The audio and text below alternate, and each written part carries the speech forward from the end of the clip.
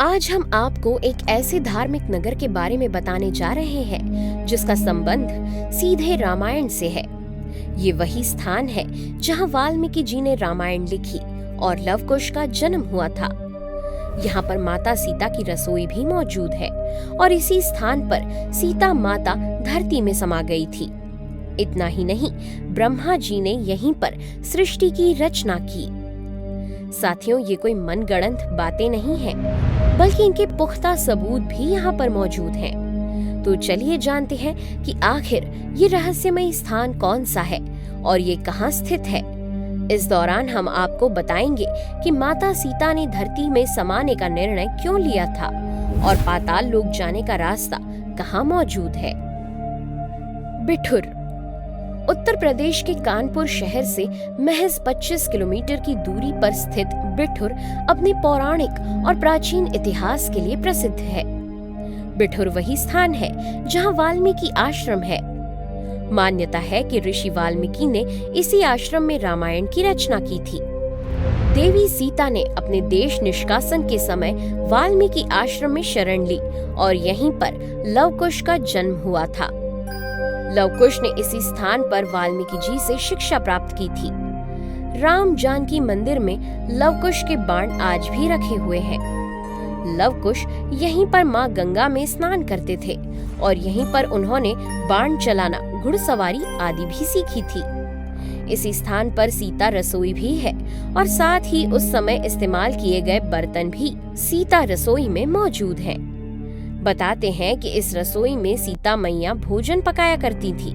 बिठुर नगरी में ही ब्रह्मा जी ने सृष्टि की रचना की थी और अश्वमेध यज्ञ किया था। यज्ञ के स्मारक स्वरूप उन्होंने घोड़े की एक नाल स्थापित की थी, जो ब्रह्मावर्त घाट के ऊपर आज भी विद्यमान है। इसी घटना के कारण इस स्थल को ब्रह्मावर्त के नाम से जाना जाता है। बालक ध्रुव ने भी इस पवित्र स्थल पर तपस्या की थी। सबसे अहम बात, यहाँ सीता पाताल प्रवेश नाम से एक स्थान है जहाँ सीता मैया धरती में समा गई थी। बिठुर में कुल मिलाकर 52 घाट हैं। चलिए अब बिठुर में मौजूद धार्मिक स्थलों के बारे में थोड़ा विस्तार से जानते हैं। सबसे पहले बात करते हैं वाल्मीकि आश्रम की। वाल्मीकि आश्रम में 3 मंदिर हैं। इनमें से एक मंदिर स्वयं वाल्मीकि जी का है, जिसमें उनकी प्रतिमा है। यहाँ वे पद्मासन की मुद्रा में बैठे हुए हैं और उनके दाएं हाथ में लेखनी है। मान्यता के अनुसार यहीं पर रहकर उन्होंने रामायण की रचना की थी।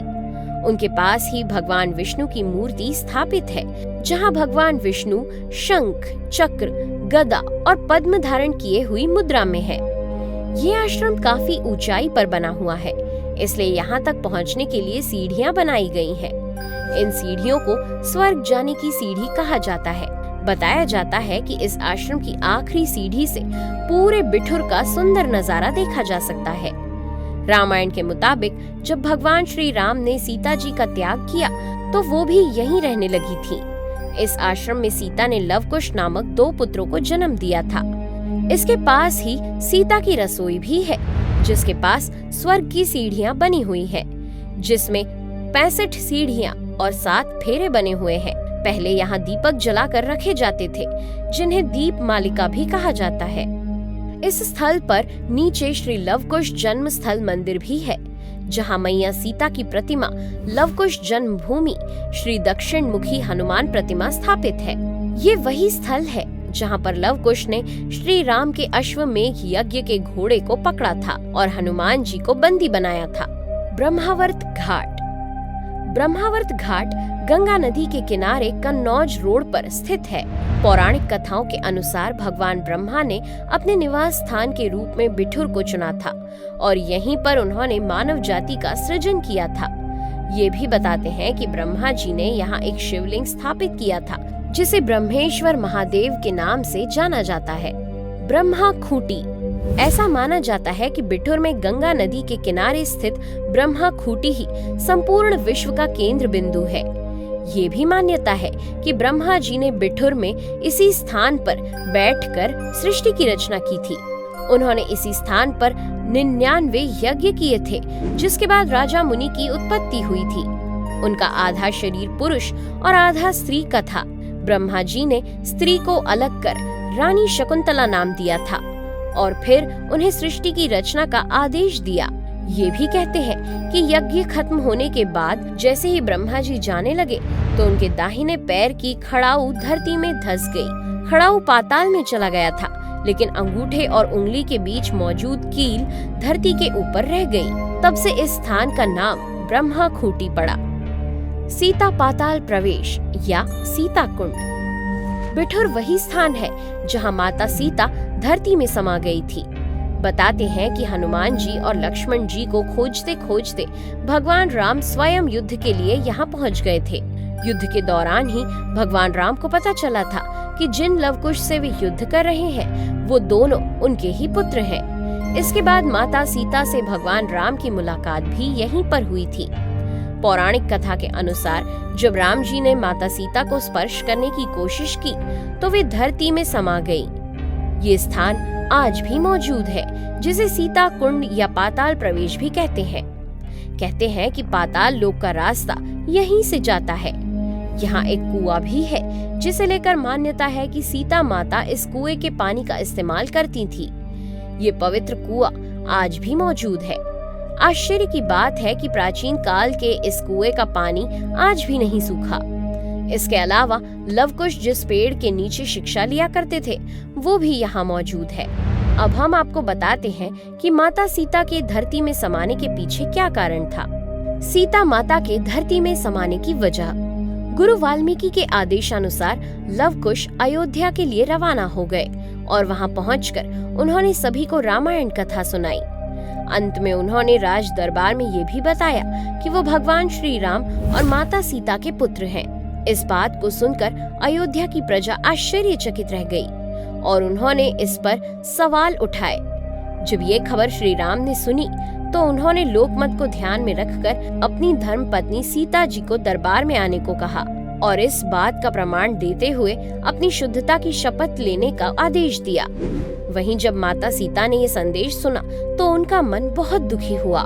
सीता जी मन ही मन सोच रही थी कि इतने वर्षों से अयोध्या की प्रजा और परिवार के खातिर ही वो वन में रह रही थी और इसके बाद भी उनकी शुद्धता का प्रमाण मांगा जा रहा है। तब उन्होंने इस अपवाद को हमेशा के लिए समाप्त करने का निश्चय किया ताकि भविष्य में उन्हें फिर से इस तरह की समस्या का सामना ना करना पड़े। जब माता सीता राज दरबार में पहुंची तो वहां उन्हें सभी के सामने अपनी शुद्धता की शपथ लेने को कहा गया।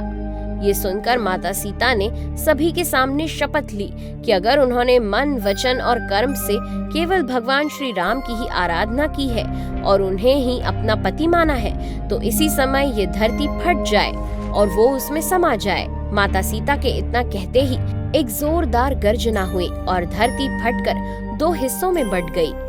इसके बाद माता सीता धरती में समा गई। बताते हैं कि माता सीता धरती के गर्भ से ही अवतरित हुई थी और आखिर में वहीं चली गईं। इस तरह माता सीता ने स्वयं के लिए उपजे इस विवाद को हमेशा के लिए शांत कर दिया। ध्रुव टीला। ध्रुव टीला वो स्थान है जहां बालक ध्रुव ने अपने बचपन काल में एक पैर पर खड़े होकर भगवान ब्रह्मा को प्रसन्न करने के लिए तपस्या की थी। ध्रुव ने अपनी भक्ति से भगवान को प्रसन्न कर एक अमर तारा बनने का दिव्य वरदान प्राप्त कर लिया। मान्यता है कि आज हम नीले आसमान में जिस ध्रुव तारे को तेजी से चमकते हुए देखते हैं, ये वही है। ध्रुव के पिता राजा उत्तानपाद थे। इनके अलावा बिठुर में अनेक ऐसे स्थान हैं जो इसकी लोकप्रियता को और बढ़ाते हैं, जैसे नाना राव पेशवा स्मारक, पत्थर घाट या पाथर घाट, रानी लक्ष्मीबाई घाट, इस्कॉन टेम्पल आदि। बिठुर कैसे आए और कब जाएं? अगर आप बिठुर घूमने का प्लान बना रहे हैं तो बिठुर घूमने का सबसे अच्छा समय अक्टूबर से मार्च के बीच माना जाता है। इस समय यहाँ का मौसम घूमने के लिए एकदम सही होता है। इसके अलावा आप यहाँ रामनवमी, दशहरा और दिवाली के अवसर पर भी आ सकते हैं। इस दौरान यहाँ आपको अनेक कार्यक्रम देखने के लिए मिल जाएंगे। ये नगर कानपुर के नजदीक है, इसलिए अगर आप ट्रेन से आना चाह रहे हैं तो कानपुर सेंट्रल से बिठुर आसानी से पहुंचा जा सकता है। कानपुर रेलवे स्टेशन से बिठुर की दूरी 25 किलोमीटर है। वहीं अगर आपका मन हवाई मार्ग से बिठुर आने का है तो यहाँ के सबसे नजदीकी एयरपोर्ट कानपुर और लखनऊ है। कानपुर एयरपोर्ट की बिठूर से दूरी लगभग 35 किलोमीटर है, जबकि लखनऊ एयरपोर्ट से बिठूर लगभग 90 किलोमीटर दूर है। उम्मीद करते हैं कि आपको ये जानकारी पसंद आई होगी।